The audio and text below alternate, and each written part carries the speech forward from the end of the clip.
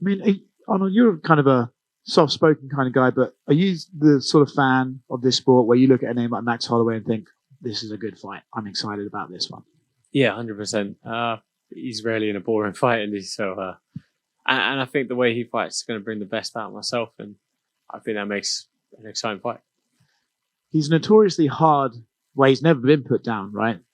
So is he, when you go into this fight, do you have to sort of think, well, if I hit him as hard as I can, he's not going anywhere. I just have to be able to keep going, keep going, keep going, and not be overwhelmed. Yeah, no, that's not even a thought like about trying to be the guy to put him down, and it's never the thought. Whoever you're fighting, you're always thinking about the 5 rounds and doing the distance, and obviously the goal is always to try and finish, but the thought is we're going 5 rounds, and is what it is. His punch output is obviously amazing. Are you looking forward to being punched like 1,000 times in the face throughout 5 rounds, or would you going to try and avoid those? I'd probably try and avoid all those. Good as many as I can. Are you a fan of his? Like, I mean, what he's done in this sport is legendary. Like, do you look at Max and just think, I love this guy as a fighter? Yeah, like it's hard not to. You look at what he's done in the sport. Future Hall of Famer for sure. Ex-champion, one of the greatest featherweights of all time. His resume is it's nothing short of inspiring. He's done all the things that I want to do, and he's set the path and for the things I want to do too. It's an interesting one, right? Because of his relationship with the champion, but you would be a fresh contender where in a division where Alex is always saying he wants fresh contenders. Do you think this win on Saturday would put you in line for a title shot? Yeah, I think so. I feel like it has to. It has to. There's nowhere else to go, surely. Would we like that shot in London? I mean, if it's possible, that'd be pretty cool. Yeah. And last one for me, obviously, the stunning news that Meghan Markle will not be attending the coronation. I mean, how are you coping? Can you even focus on the fight this Saturday? I woke up this morning and I was just couldn't get out of bed. I was tossing and turning, just trying to wrap my brains around it. And it's stunning. Yeah, and but unfortunately, sometimes these things happen, and you just have to get on with your day. And now we're here, I hope that you will send her a message with your post-fight speech on Saturday. Cheers.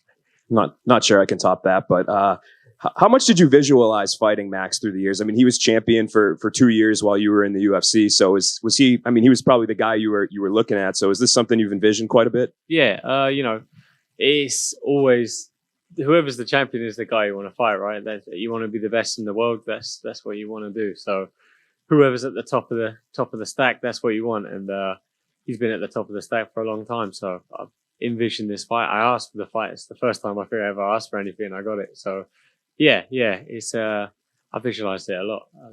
Yeah, and I guess why did you want it? What did you like about it? Just everything he's done. Like I said before, he's done everything I want to do, and what better to put me in that position than to beat the guy that's done all those things? There's other fighters out there, but there's no more credible than Max. And obviously, officially, that title fight is official for July. I guess. What's your early read on that? Kind of which way you lean, and you think Volk? Yeah, I think Volkanovski gets the job done. But Yair's he's like a hand grenade. He's just like he's everywhere. He's explosive up close. He's explosive at range. He's got sharp submissions. But I just think Volkanovski's too tactical, strategic. Yeah, I think he'll get the job done. It's kind of a weird scenario, right? Because there was an interim title fight that happened, but I think a lot of people would say that Max is the second toughest fighter in this division. Are you, even though you didn't get the interim shot, I mean, are you kind of viewing this as kind of the litmus test for real about a title fight? Yeah, 100%. Obviously, Max beat Yair last time out they fought, and to get a win over Max and then say Yair wins the title, well, I beat Max. Yeah, that'd be obviously bigger than the interim. Hey Arnold, 10-fight win streak. Just what have you gotten that's worked for you so far as you progressed in your career? I just keep training and work hard, stay humble, do my thing, try and stay true to the cause. Don't be a sellout and start talking crap to people, and try not to get ahead of myself and just trust the process. And I feel this is the right time for this fight, and I feel my skill set, my career, it's lined it up pretty well for these opportunities. So just being patient. Can you kind of walk me through kind of your routine when you get ready for a fight like this? And this is one of your bigger fights of your career. So does your routine change? No. Nothing really changes. Just all the fights are the same. They're all a man. You're fighting a man, unless you're fighting someone that's got like, I don't know, 2 heads or something, then we might drastically change something. But no, end of the day, it's just another man. But you switch things up, like different training partners to suit his body style. But I still wake up and do the same things I do every day, and I do my 5 minutes visualization in the morning out the window like a weirdo, and just thinking of the positive things and living that through the day every day and making it happen. I got to follow up on that. You said 5-minute visualization out the window. I mean, what's that like? I just sit in the corner and meditate for like 5-10 minutes every day, and probably looks pretty weird if you just sit there and watch me. Yeah, but just when the camp comes around, to be fair, I do it all year. But when the camp comes around, it gets more fight focused, and you sort of think of your game plan, and obviously the perfect scenario is what I visualize. And sometimes the bad ideas creep in, and I'm like, no, get out of there. So just having that positive thoughts, and it seems to really help me in life and my career as well. So when things are going a bit tits up, I sit there and think positive things, and they seem to draw in good energy. I know Leon and a couple others have given you some advice about this. What's the advice you've gotten for this big fight? For me? Yeah. Advice for myself? Well, okay, advice from some others that have you gotten to get this. Oh, I was going to say, don't fuck it up. That's the advice to me. I don't know. I haven't really had too much advice. My dad just says style and panache all the time. I don't even know what he means. He just keeps saying style and panache. I'm like, what are you on about, man? But just same old stuff, just tactical advice. At this point, I'm not really getting any sort of like life advice or anything like that. And the career is pretty deep now, so yeah, we know what we're doing. Last question I got for you, just Kansas City, your overall thoughts. This might be your first time here, so what do you think? Yeah, it's a nice city, man. It's clean. It's people all seem pretty friendly. I went down to Slaps Barbecue yesterday, and I just sat there and watched the guys eat, and I think that was a bit of a mistake, but it looked good, man. It looked good. Yeah. Hey, Arnold. I think the biggest complaint people had was you were only fighting once a year. So how did it feel to fight twice last year, and you're getting back to the action already? Yeah. It was nice. It was nice. You might have to have a word with the UFC, because I think that was a lot of their fault, me fighting once a year. They're like, oh, there's a fight in 4 months in London if you want it. I'm like, oh, I'm ready now.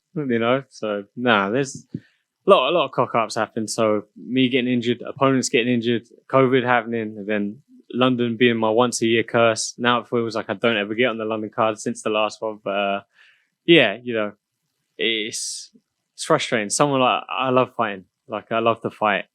People have started rumors before, like, oh, he doesn't like to fight. He's fighting once a year. I'm like, man, I love fighting. I get paid for it. It's my job. Like, I'm making the pennies stretch here, trying to, getting the prelim money, trying to make it stretch for the whole year. People are like, well, he doesn't like fighting. I ain't got a side job. So it's very frustrating, but it's nice to be active and, amongst the top guys, amongst the elite. And even though it's been a slow process, it's been the right path and a good path, I think. What were your thoughts on Volkanovski versus Makhachev back in February? Yeah, I thought Volkanovski did great. I thought he would do what he did, but he did better than I expected. I thought he would put a good showing in. I thought maybe the size would be a factor, but no, he looked great. He looked great, and I had him winning. I have to rewatch it, but I have to watch what I say. People call me a racist because I said Volkanovski won, but I don't know. Yeah, maybe I'll change my opinion if they say it again.